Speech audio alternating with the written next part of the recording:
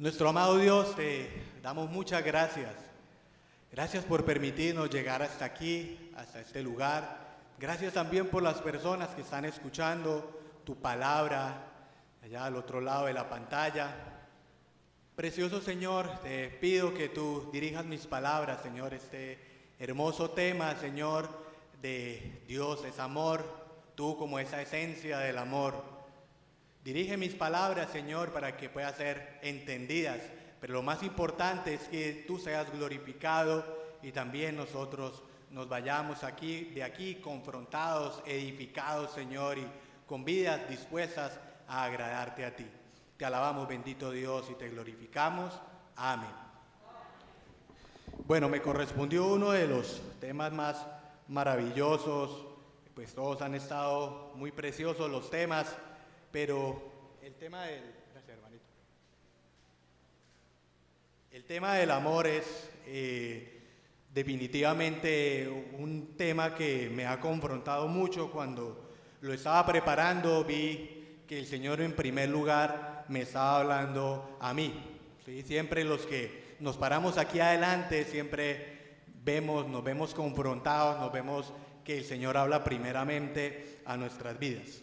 Y quiero desarrollar este tiempo a través de 5 puntos esenciales que los he denominado los 5 rasgos distintivos del amor de Dios. Y pues varios de estos rasgos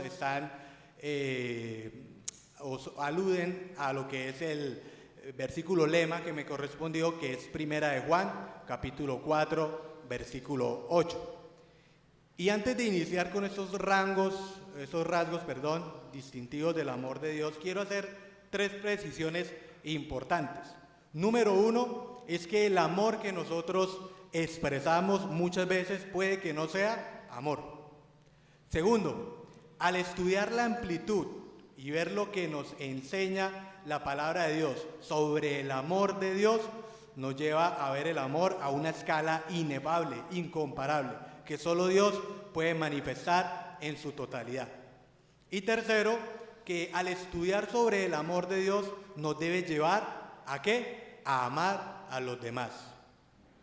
¿Sí? Debe ser el sentir importante de lo que vamos a ver. No es solo teoría, sino bueno, ¿será que yo estoy amando a las personas que me rodean? Entonces eso es lo que queremos hoy dejar muy claro, por qué los cristianos aman. Entonces vamos a iniciemos con el primer rasgo, y lo he denominado que el amor es la esencia de Dios. Ese es el primer rasgo distintivo del Señor. El amor es la esencia de Dios. Vamos a ir a Primera de Juan, capítulo 4, versículos 7 y 8.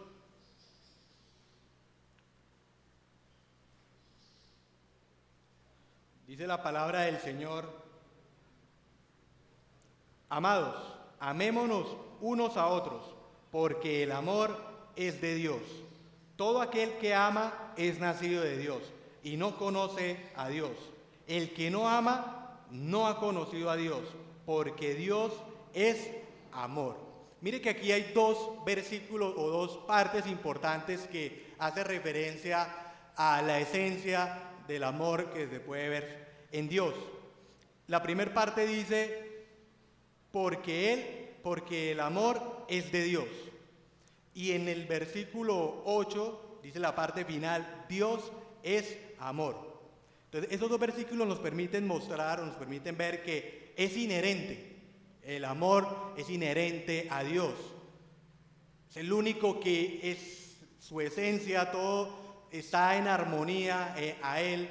Y además, algo muy importante es que este atributo va en armonía con los otros atributos, con la justicia, con la santidad, con la misericordia, con todos. Pero lo más importante ver es que en todo podemos ver el amor de Dios. Y con el simple hecho de estar acá, en esta tarde, podemos ver el amor de Dios, porque el Señor nos tiene con un propósito, porque quiere enseñarnos algo, porque vamos a ver aquí en este hermoso estudio que el Señor nos atrae a Él. Su amor nos trae a Él. Y quiero que ver cómo el amor se puede ver reflejado en la justicia y en la disciplina, ¿sí? Mostrándolo como esa esencia del Señor que es amor. Y quiero que vayamos a 2 de Corintios 5:21. 2 de Corintios 5:21.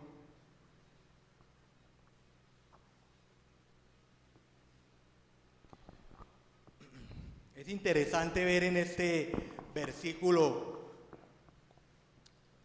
cómo está en armonía el amor de Dios con la justicia.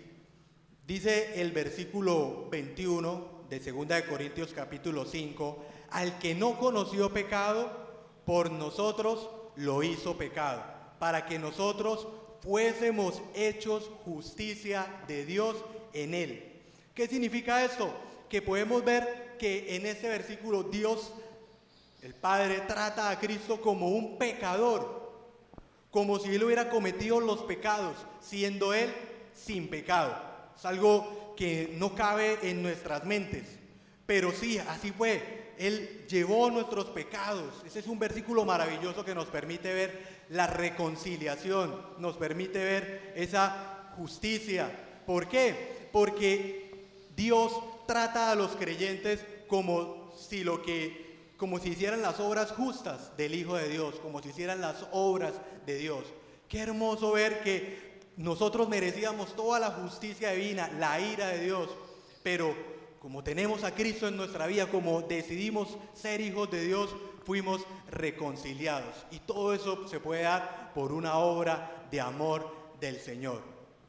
Es interesante que Él quiso hacerlo. Nuestro Señor Jesucristo quiso tomar esa posición como ese cordero inmolado por nosotros, para llevar todos nuestros pecados, todo lo que nosotros merecíamos. Y nosotros, los creyentes, solo somos justificados.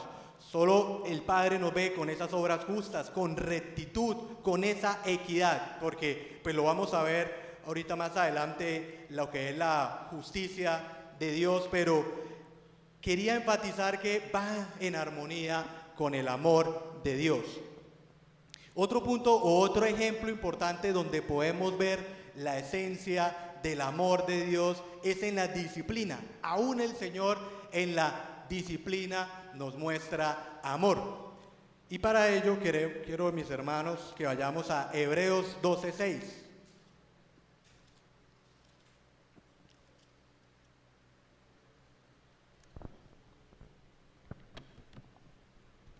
Hebreos capítulo 12, versículo 6.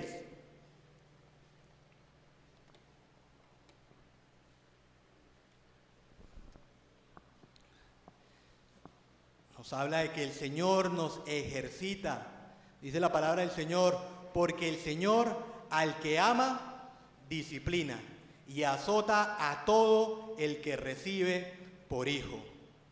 Puro amor, solo amor. Y mire lo que dice el versículo 11 porque es muy interesante. Dice, es verdad que ninguna disciplina al presente parece ser causa de gozo, sino de tristeza, pero después da fruto apacible de justicia a los que en ella han sido ejercitados.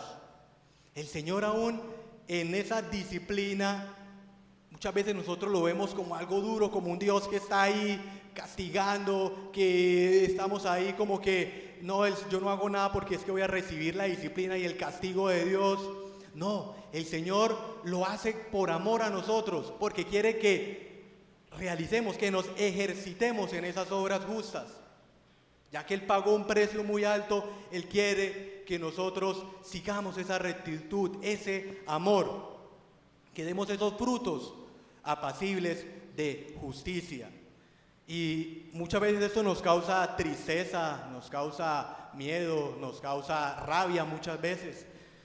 Yo me acuerdo que en mi caso, pues a mí me marcó mucho pues la disciplina de mi papá, ¿sí? Porque mi papá pues él siempre nos castigaba bastante, siempre, imagínense, éramos 3 hombres, entonces de la misma edad era algo era el pan de cada día.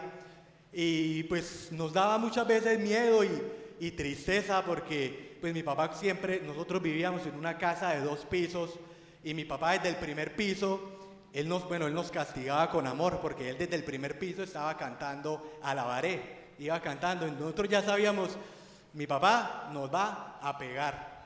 Y nosotros nos íbamos y nos escondíamos debajo de la cama. Y allá mi papá seguía cantando alabaré, iba quitando las tablas, el colchón, las tablas y recibíamos nuestra disciplina. Y eso nos daba temor, muchas veces tristeza. Otra vez mi papá nos pegó. Muchas veces nos decimos, ¿pero por qué? Así dice mi hija muchas veces, ¿pero por qué? ¿Por qué me tienes que pegar, papá? Entonces yo le digo, hija, si yo no lo hago, imagínate, ¿qué va a hacer de ti? Si yo te limito la disciplina, te estoy haciendo un gran mal. Te tengo que disciplinar. Y a nosotros no nos gusta la disciplina de Dios, ni tampoco nos gusta que nos hablen de ese tema.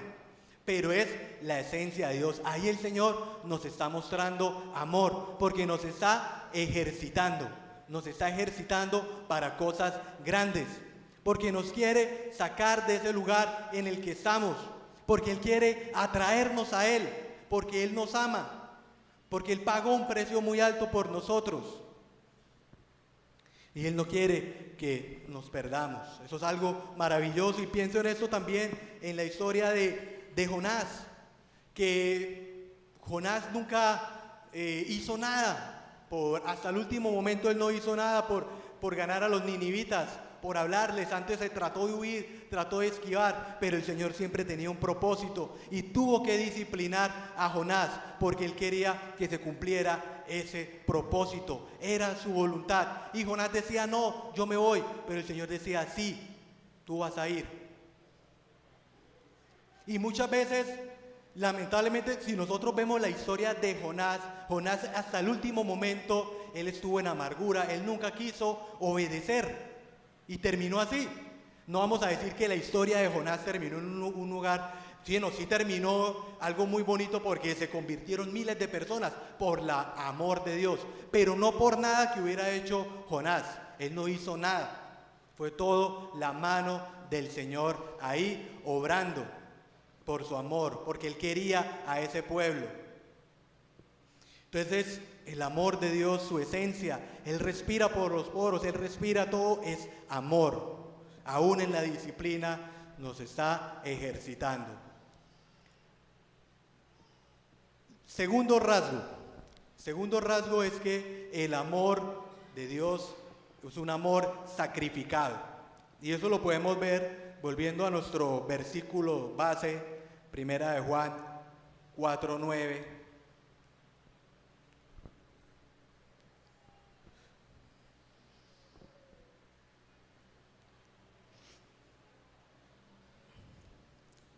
Dice la palabra del Señor, en esto se mostró el amor de Dios para con nosotros, en que Dios envió a su Hijo unigénito al mundo, para que vivamos por Él.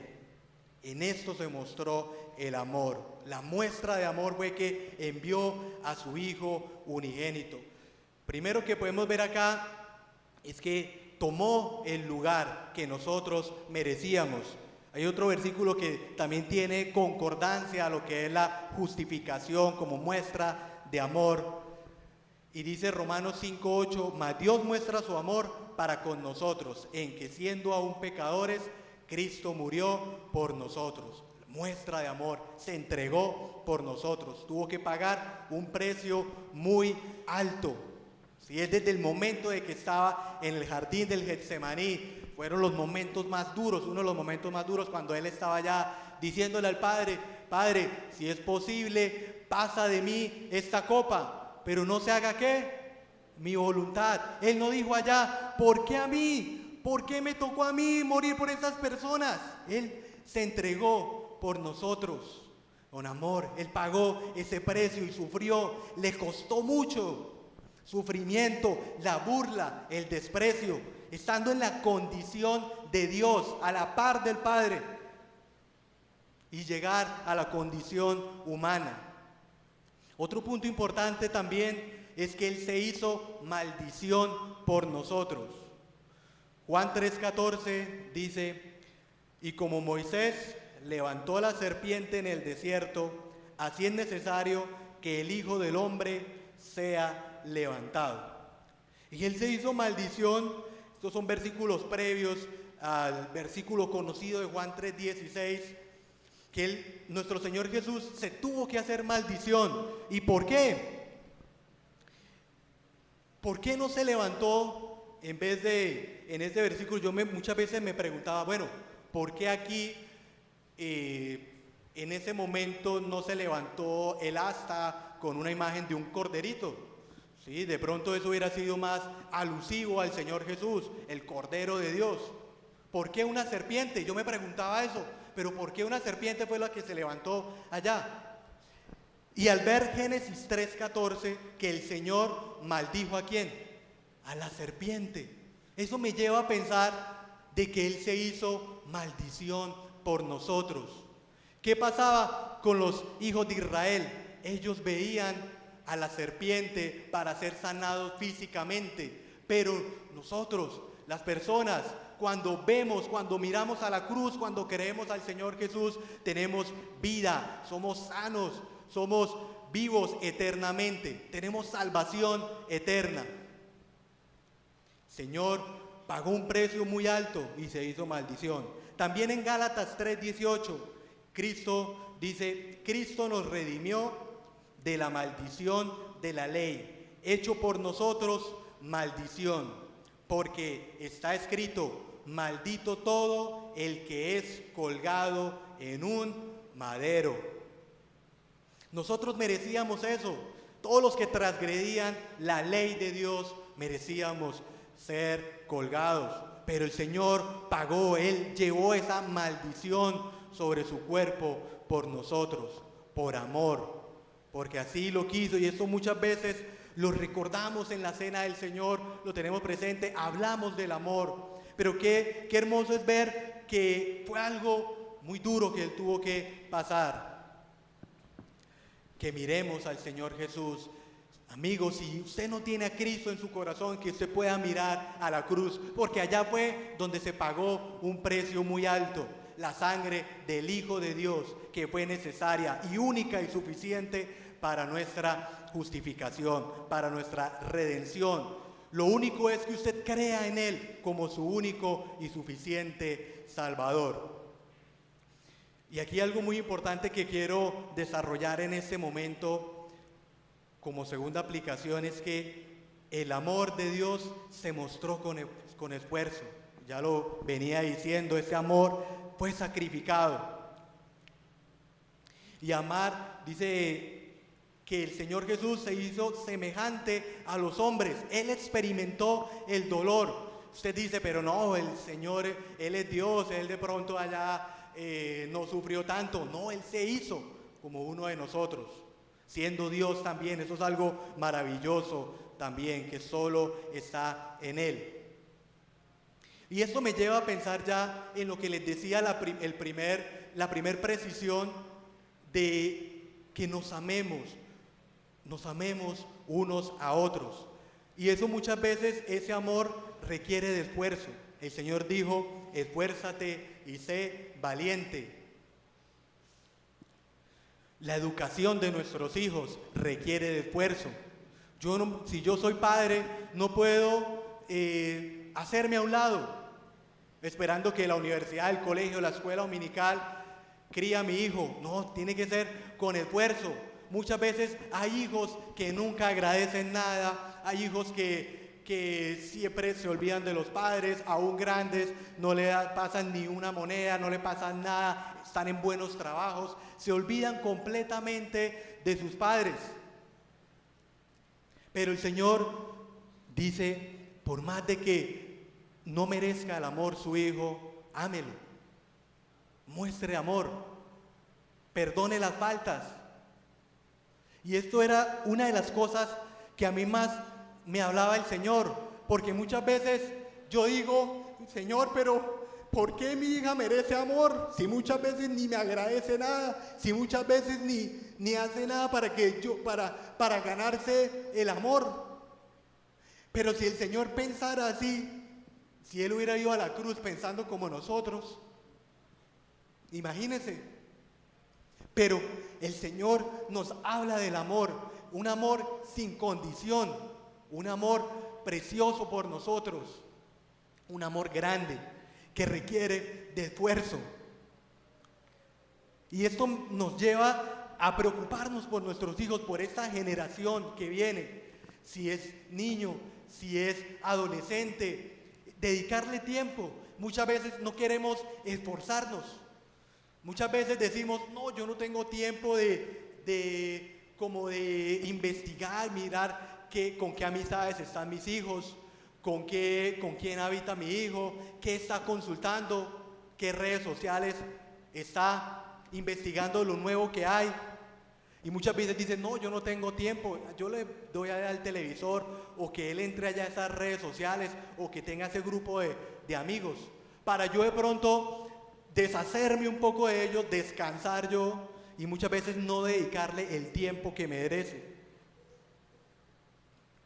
Y debemos de culturizarnos un poco en la generación que están nuestros hijos.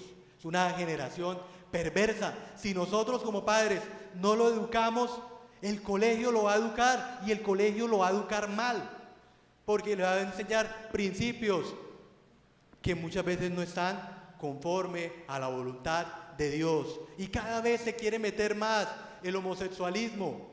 Y ya no es el homosexualismo, ya ahorita el mundo está sumido en el transgénero. Ya está a una escala peor. Y por las redes sociales, por la publicidad, por todos medios, por los programas de televisión. Si usted mira cualquier programa, ya hay un homosexual, un transgénero. ¿Qué estamos viendo con nuestros hijos? Tenemos que preocuparnos de eso. ¿Qué están haciendo? ¿Cuáles son los amigos? Ya ahorita tampoco están las redes sociales, ahorita ya está la inteligencia artificial, ya un chat que perfectamente su hijo o usted mismo puede hablar con él y le responde como si fuera una persona, pero es un robot que le está hablando. Yo que en estos días miraba un programa de cómo configuraron la inteligencia artificial, a mí, como dice hermano John Jairo, se me puso los pelos de punta, me ericé de lo terrible, hasta a mí me daba escalofríos de la inteligencia humana, cómo cuadra esta programación, cómo hace todo para que parezca ya una persona. Muchos empleos van a acabarse por culpa de esa inteligencia artificial, pero es algo que ahorita está iniciando y cada vez va a ser peor, algo malo. Tenemos que culturizarnos con todo esto. Pero usted dice, no, yo no tengo tiempo, ahora Edwin nos va a poner a ponernos a investigar qué es esto. Pero muchas veces sí tenemos tiempo para Netflix, sí tenemos tiempo para novelas, sí tenemos tiempo para series, pero de pronto para esto, muchas veces a usted le llega un programa un mensaje bueno para su vida, y muchas veces dice, uy, no, media hora, que voy a ponerme a ver este video. Uy, no, qué pereza, estoy ocupado, pero sí tengo tiempo para ver toda la programación de Netflix. Muchas veces no aprovechamos el tiempo que Dios nos da y debemos de esforzarnos. ¿Con quién andan nuestros hijos? Muchas veces también, hablando desde el punto de vista de esposo, esposa, cónyuge, muchas veces tampoco merecen amor, no hacen nada por ganarse el amor. Deja la ropa sucia, no ayuda con el cuidado de los hijos, se desprende de su rol, no merece ser amada. Pero imagínese si el Señor hubiera pensado de esa manera. Debemos de mostrar amor, debemos de hacerlo. Si tiene un anhelo nuestro esposo, nuestra esposa, apoyarlo, mirar qué le gusta, cómo podemos amar. Muchas veces cuando no merezca. Y ese va a ser un testimonio. Si de pronto usted dice, no, pero es que mi cónyuge no cree en el Señor, estamos ahí. Pero con su ejemplo, con su oración, se puede ganar esa vida para el Señor. Muchas veces hace nada, se porta grosero, es un patán, es una mujer perversa, grosera, chismosa, no merece amor. Muchas veces pensamos así, y por eso les decía que me confrontaba tanto el Señor, porque muchas veces yo digo, no merecen, ni mis familiares, ni mis tíos, ni mis vecinos merecen amor. Aplíquelo donde usted vea a una persona que merece amor. Ese hermano de la iglesia no merece amor porque me hace la vida imposible, porque me hizo esa mirada, porque me dijo esto. No merece ser amada. Pero imagínense si el Señor hiciera esto mismo. El Señor nos amó y es un amor sin condición. Tercer rasgo distintivo: amar a pesar de lo malo que somos. Quiero recapitular los 3 rasgos que llevamos. El primero, el amor es la esencia de Dios. El segundo, el amor de Dios es sacrificado. Y el tercero, hace referencia a que el Señor ama a pesar de lo malo que somos, y va en concordancia a lo que estamos hablando. Dice Primera de Juan 4:9, en que Dios, la parte B, en que Dios envió a su Hijo unigénito al mundo para que vivamos por Él. Cuando yo miraba este término, yo no miraba la dimensión de lo que hace referencia al mundo. De pronto uno habla de mundo como cantidad de personas, pero el mundo hace referencia a un sistema pagano que va en contra a la voluntad de Dios, que no quiere saber nada de Dios. Pero ¿qué dice aquí? En que Dios envió a su Hijo unigénito al mundo. Ese unigénito hace referencia al único, al regalo más grande. Y lo dio por personas que no hacen nada por ganar amor. Dice Juan capítulo 1, versículo 10. Por favor, vamos a él.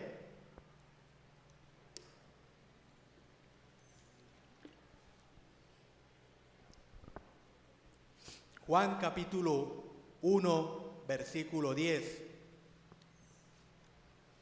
Dice, en el mundo estaba, y el mundo por él fue hecho, pero el mundo no le conoció.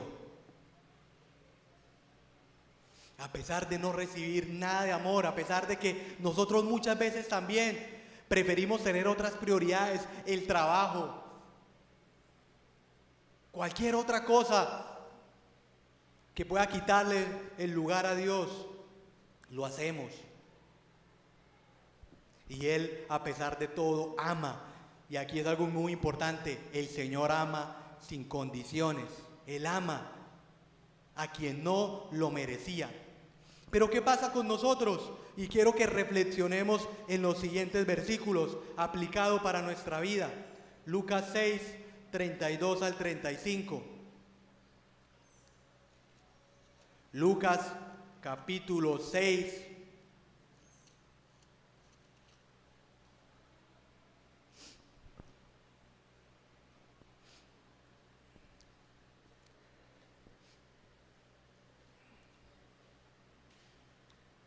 Lucas 6, capítulo 6, versículo 32 al 35. Dice la palabra del Señor: porque si amáis a los que os aman, ¿qué mérito tenéis? Porque también los pecadores aman a los que los aman. Y si hacéis bien a los que os hacen bien, ¿qué mérito tenéis? Porque también los pecadores hacen lo mismo. Y si prestáis a aquellos de quienes esperáis recibir, ¿qué mérito tenéis?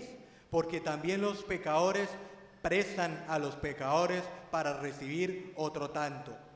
Amad, pues, a vuestros enemigos, y haced bien y prestad, no esperando de ello nada, y será vuestro galardón grande, y seréis hijos del Altísimo, porque Él es benigno para con los ingratos y malos. Y muchas veces nosotros es así. Eso fue otra cosa que me confrontó el Señor, porque muchas veces hay personas que definitivamente no hacen nada por ganar su amor. Yo tengo compañeros de trabajo, y en especial una, que no hacía nada por ganarse mi amor. Era una persona déspota, una persona que hacía cualquier cosa para subestimar mi trabajo. Y era muy duro para mí. Yo decía, pero Señor, ¿cómo voy a poder amar? Y muchas veces intentamos autojustificarnos. No, es que ella hizo tal cosa, entonces no, yo no le vuelvo a hablar, o voy a tratar de siempre en todas las tareas quedar aparte de ella, o voy a tratar de ignorarla porque es que mire, me autojustifico porque es que ella no da nada de sí para poder ganar mi amor. O yo hice todo lo posible. Yo hice todo lo posible por al menos decirle hola. Y muchas veces nos autojustificamos. Decimos, no, pero es que no hace nada por ganarse el amor. Pero mire que el Señor nos dice que amad a vuestros enemigos, aún a la persona que menos merezca. Y ahora si lo hablamos entre nuestros hermanos, qué triste es que entre nosotros hayan desavenencias, que entre nosotros hayan rencores. No podemos perder el tiempo en eso, porque eso solo es una pérdida de tiempo, que los que se van a hacer daño somos cada uno de nosotros. Porque la obra del Señor de todas formas va a seguir, pero qué triste es que el Señor me diga, oiga, usted por estar perdiendo tiempo en discusiones, por su orgullo, por estar creyéndose más que los demás, por creer que usted no dio nunca su brazo a torcer, mire todo lo que se perdió en la obra. Mire todo lo que se pudo haber hecho, pero usted prefirió entrar en conflictos, prefirió entrar en ese campo que no le convenía, no le dejó a mi justicia, sino prefirió usted resolver. Ahorita está muy de moda el tomar justicia por cuenta propia. Queremos hacer eso, pero muchas veces tenemos que pedir sabiduría. Que nosotros, algo muy importante de cada día, sea pedir amor por esa persona que no lo merece. Y va a ver que usted ya empieza a ver a esa persona con otros ojos. Ya usted no va a sentir algo como un fastidio, sino usted ya va a ver con amor. A mí me ha tocado muchas veces. Muchas veces hay hermanos que se acercan, yo estoy haciendo una cosa, no siento en mi corazón estar haciendo nada malo, pero me dicen, no Edwin, mire eso. Y hasta con la palabra, mire Edwin, Yo digo, bueno hermano. Pero si yo me pongo, no hermano, es que usted siempre me la monta, es a mí, no hermano, es que usted es lo peor. ¿Por qué a mí? ¿Por qué siempre me dices a mí? Muchas veces es mejor guardar silencio. No quiere decir que no digamos lo que no nos parece, pero muchas veces es importante dar el brazo a torcer. Muchas veces para ganar al hermano, para no generar un conflicto. Muchas veces para no generar una discusión, y orar por ese hermano para que una próxima vez cuando me acerque a él ya de pronto no diga, no, es que usted no tiene la razón, yo soy el que la tengo. Pero va a ver que con la oración, con la perseverancia, y esto va aplicado para todos los campos, con los hijos, con los vecinos insoportables, que no dejan dormir porque toda la noche están en furruscas, porque están en fiestas, y usted queriendo dormir al otro día tiene que madrugar, y es que mi vecino sí es lo peor. Nosotros tenemos un vecino que eso todos los fines de semana son fiestas, parrandas, papayeras, ahí al lado. Y uno dice, uy, Dios mío, bendito vecino.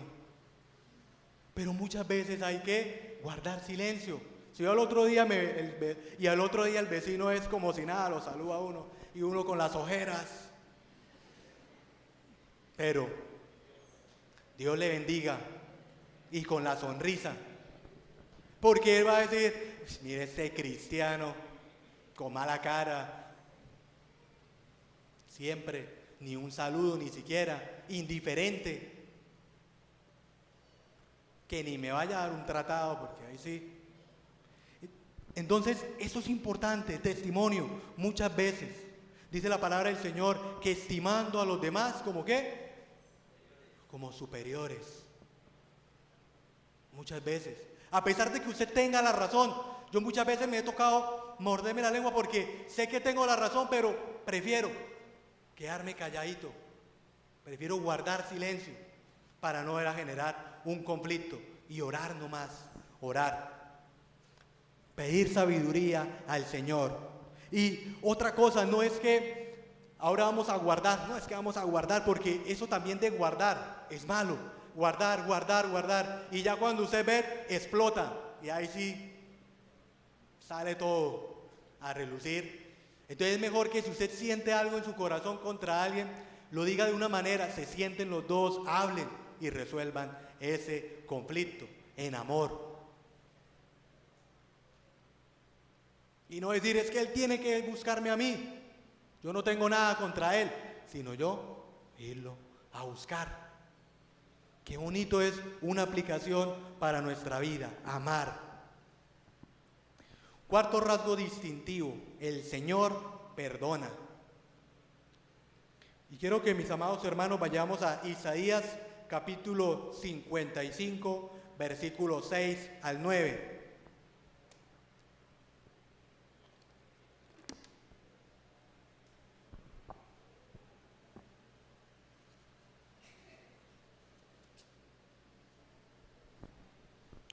Isaías 55, versículos 6 al 9.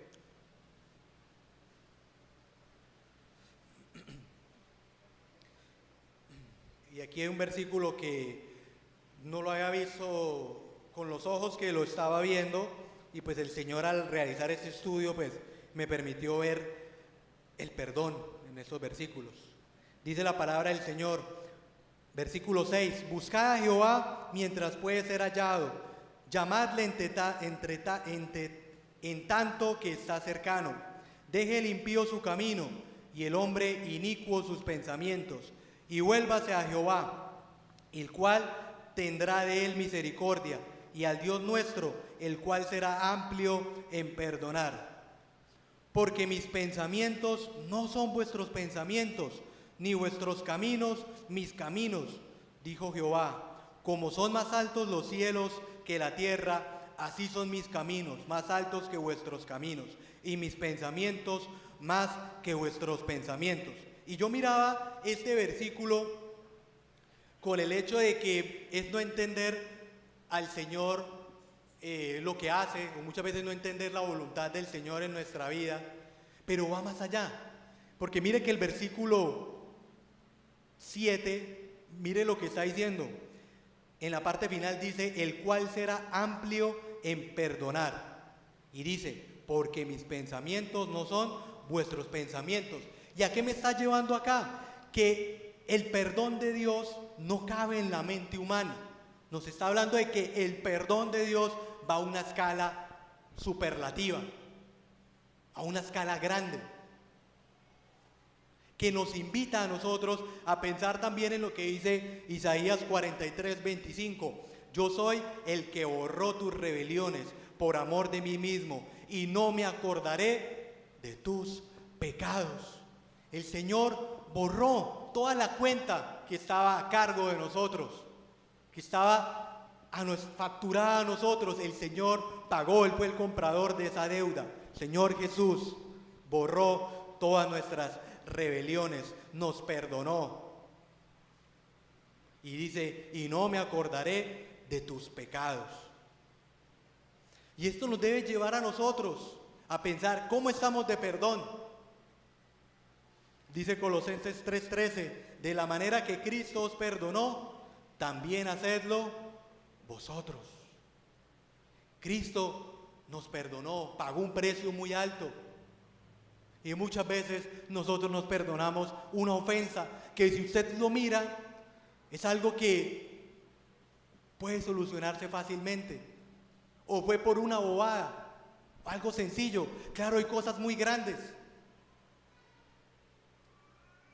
que muchas veces usted tiene que pedir al Señor sabiduría, porque me hizo esto que me duele. Pero usted tiene que liberarse de eso. Tiene que pensar en esa persona. Usted va a sentir el dolor. Y eso fue lo que vivió el Señor, un dolor inmenso. Pero Él borró todo eso. Y eso nos debe llevar a nosotros a que, a pesar de que sintamos el dolor, no tenemos odio por esa persona que nos hizo ese mal tan grande. Esa falta, algo que no merecía perdón. Claro, no quiere decir que acá la persona que viola, la persona que hace un daño, pues que no se denuncie. Claro, es por seguridad de él que toca aplicar la justicia, que la justicia obre. Pero no puede estar en mí el odio, cargarme contra ese hermano, contra esa persona, contra mi padre de pronto que no me educó como debía, contra mi madre que me abandonó. Usted puede pensar, no, es que esas personas siempre me hacen el mal, no merecen el perdón. Pero el Señor nos perdonó a nosotros, pagó un precio tan alto por nosotros. Tengo que entregarlo al Señor, pedirle al Señor que me ayude a llevar ese dolor y poder perdonar a esa persona que nos ha causado tanto daño. Que usted cuando lo vea, lo pueda con una sonrisa estrechar en su mano y decirle, Dios te bendiga. Porque ¿qué pasa? Ahorita en el mundo, yo me estrellé hace 10 años que estoy laborando, yo me estrellé porque con las personas que trabajaba me llevaban 15, 20 años de edad. Y yo miraba cosas que yo decía, uy, Dios mío, ¿cómo esta persona puede, me acaba de hablar mal, me acaba de hablar cualquier cantidad de cosas por esa persona, y va y lo saluda y le estrecha la mano como si nada, con una hipocresía tan grande que yo decía, pero ¿cómo si lo que me acabó de decir fue cosas terribles de esa persona? Porque el mundo se mueve así, el mundo se maneja la hipocresía, pero está el odio en su corazón. Pero lo que nos dice el Señor es perdonar, amar de verdad, de corazón, dejar esa carga que tenemos por esa persona que nos haya hecho mal y entregarla en las manos del Señor. Y el Señor va a ser fiel para ayudarnos. Y quiero terminar con algo muy precioso que también el Señor me mostró, o que el Señor me llevó a mirar en su palabra. Y el quinto rasgo distintivo del amor de Dios, y es que su amor nos atrae a Él. Recuerden los 5 rasgos. El amor, primero, el amor es la esencia de Dios. El segundo, el amor es sacrificado. Tercero, Dios ama a pesar de lo malo que somos. Cuarto, el Señor perdona. Y quinto, su amor nos atrae a Él. Y quiero que vayamos a Oseas para mirar Oseas capítulo 1. En el Antiguo Testamento, después de Daniel, encontramos a Oseas capítulo 1.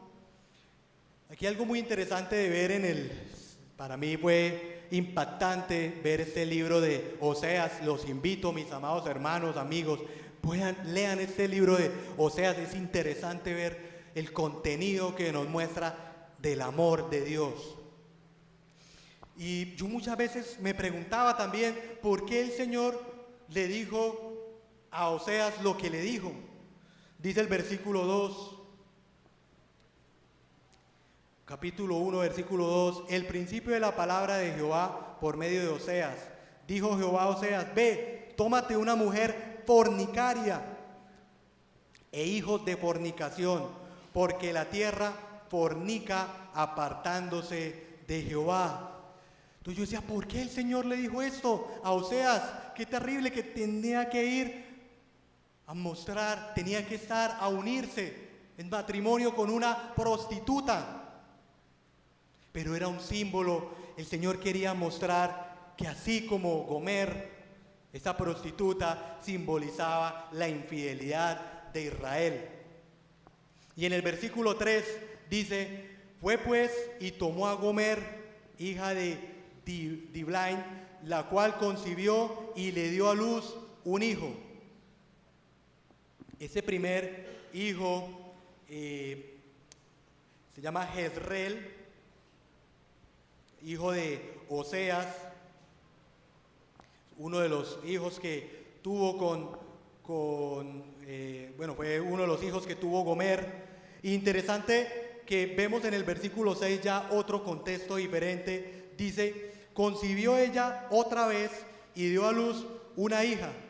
Y le dijo Dios, ponle por nombre Loruama, porque no me compadeceré más de la casa de Israel, sino que los quitaré del todo. Interesante lo que dice la parte inicial, concibió ella otra vez y dio a luz una hija. Ya aquí se podía ver que lo más seguro es que esta hija, no fuera de Oseas, fuera una hija con otro amante. Y vemos ahora en el versículo 8, después de haber destetado a Loruama, concibió y dio a luz un hijo. Y dijo Dios, ponle por nombre Loami, porque vosotros no sois mi pueblo, ni yo seré vuestro Dios. Y aquí algo que me parecía interesante de ver este contexto inicial, era que Oseas era una imagen, no a la estatura del Señor, pero era como una imagen de Dios. Y Gomer es una imagen también, o nosotros somos una imagen, o el pueblo de Israel en este momento en el contexto, era una imagen desmejorada de Gomer, de infidelidad, de deshonra, de tener hijos, de fornicación. Pero hay algo interesante en este versículo 9. Otra vez se vuelve a nombrar a Loami en el versículo 23. Y dice, y la sembraré para mí en la tierra, y tendré misericordia de Loruama, y diré a Loami, tú eres pueblo mío, y él dirá, Dios mío. Y esta es una cita, ahí está en nuestras Biblias, una cita de ¿qué? De Primera de Pedro 2:10. ¿Y qué dice Primera de Pedro 2:10?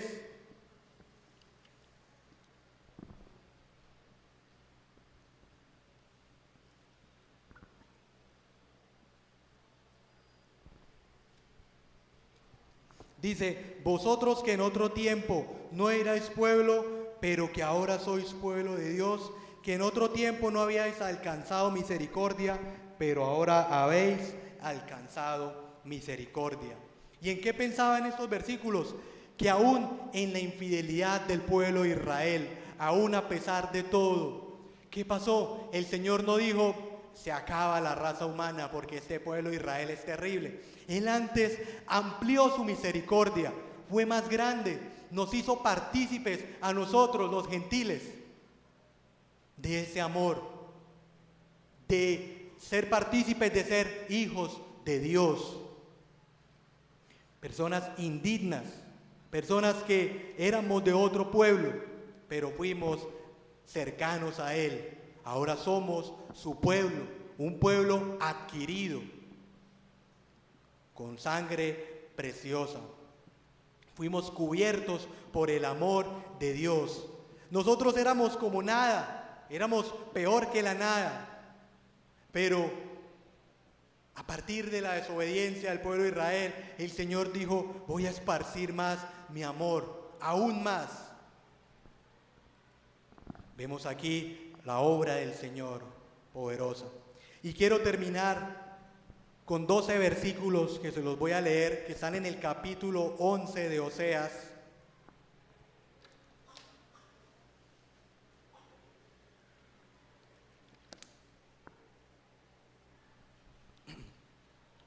De cómo el Señor atrae a su pueblo. Dice el título, Dios se compadece de su pueblo obstinado. Versículo 1 al 12. Dice, cuando Israel era muchacho, yo lo amé, y de Egipto llamé a mi hijo. Cuanto más yo los llamaba, tanto más se alejaban de mí. A los Baales sacrificaban y a los ídolos ofrecían sahumerios.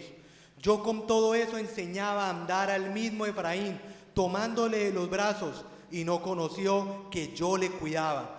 Con cuerdas humanas los atraje, con cuerdas de amor, y fui para ellos como los que alzan el yugo de sobre su cerviz, y puse delante de ellos la comida. No volverá a tierra de Egipto, sino que el asirio mismo será su rey, porque no se quisieron convertir. Caerá espada sobre sus ciudades y consumirá sus aldeas, las consumirá a causa de sus propios consejos. Entre tanto mi pueblo está adherido a la rebelión contra mí. Aunque me llaman el Altísimo, ninguno absolutamente me quiere enaltecer. ¿Cómo podré abandonarte, oh Efraín? ¿Te entregaré yo, Israel?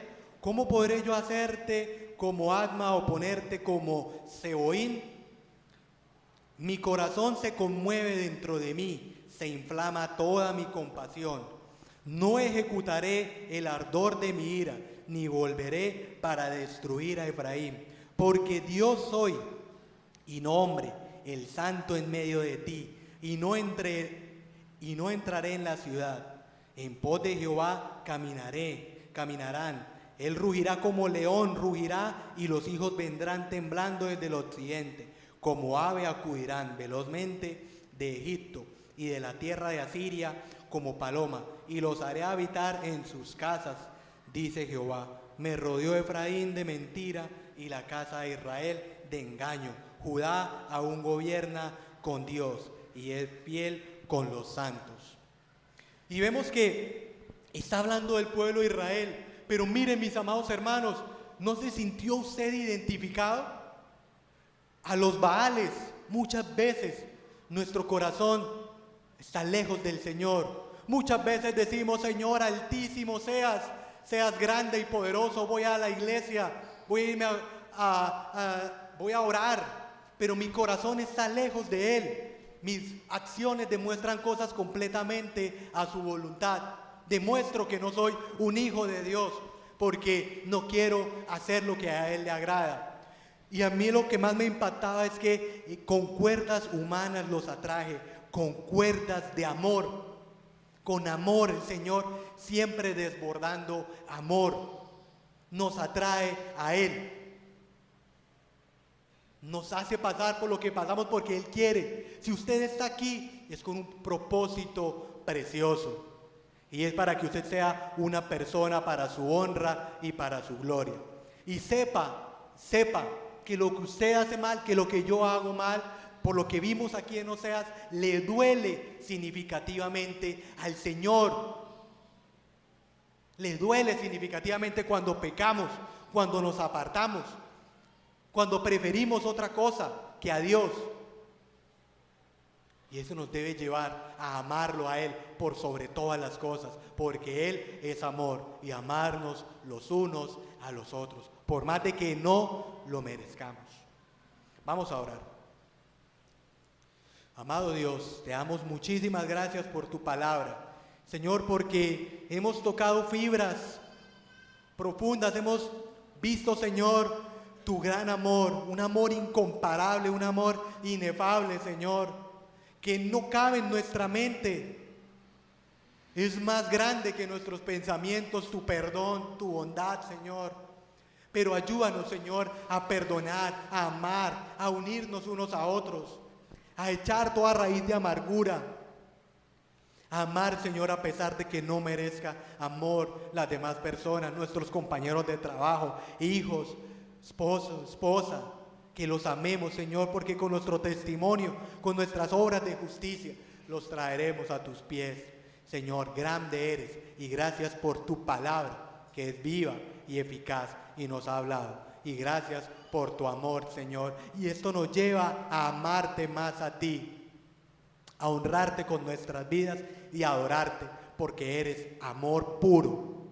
Te alabamos, bendito Dios. Amén.